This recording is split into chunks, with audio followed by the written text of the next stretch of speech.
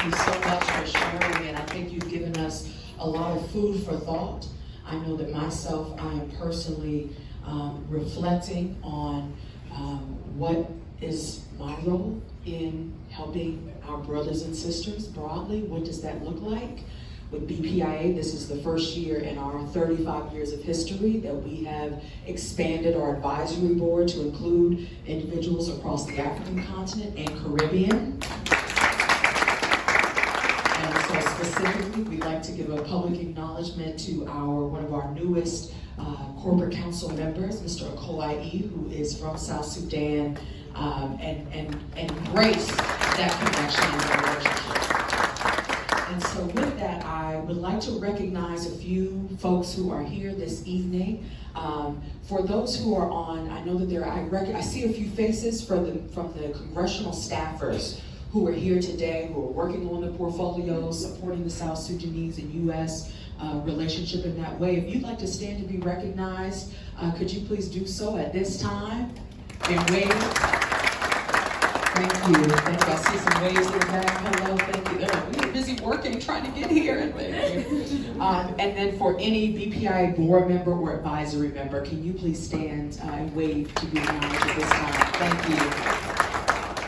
Fantastic. So the last piece of food for thought that I want to give to the BPIA community is I appreciate this gentleman here for mentioning the historical context behind some of the relationships between the Black community and across the continent of Africa, right? Because as we look at the history in terms of the civil rights era and beyond, the problems that affect Black people go farther than the U.S., right?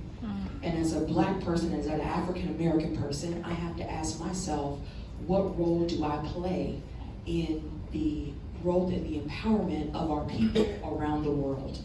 Do I play a role? And if so, what is that role? So as BPI president, I see that role as helping to convene the necessary actors around these topics, around relations, around foreign relations, international affairs.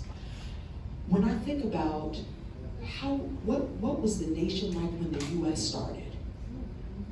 Okay, let me finish my thought, okay? But when China first became, South Sudan is the youngest nation in the world right now. And so I think that I want to challenge us to understand that lens of what nation building truly means. That things can't happen at a snap of a finger.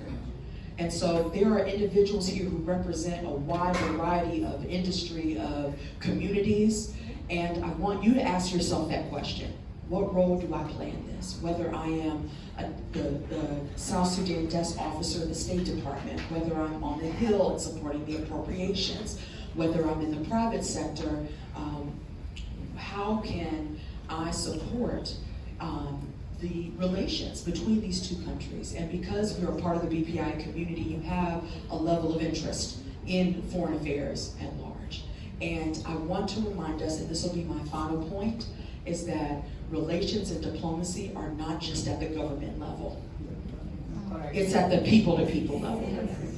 And so I want to remind us of that because historically we've seen members of our community, members of the Black community, the Black Congressional Caucus move national agendas around the things that matter to people that look like us.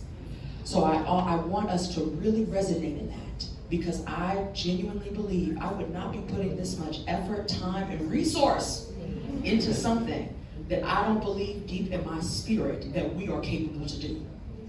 And I know many of you personally, I've seen the movement that you're able to do in your field, in your industries, and globally. And so I want to challenge us. I want to call us to act on how we can help support these channels between U.S. and South Sudanese relations. So with that, we will conclude. I'll pass it back over to Madam Ambassador here, who can give us instruction on the next portion of time. Thank you. Thank you so much, everybody. I don't know how I can follow that up. I want to thank all of you for coming this evening, listening to us and conversing.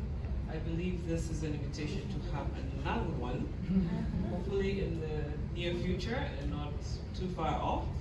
I'm really grateful for, you giving my country a voice. The people sitting here are the decision makers and are the voice of our people.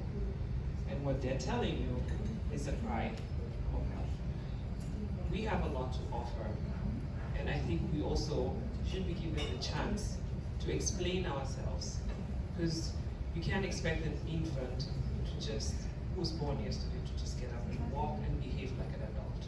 We have to learn, and we have to correct. And I believe America went through that. You did go through a civil war to be where you are. It's the same thing. We're expected to behave like we've done this for very long.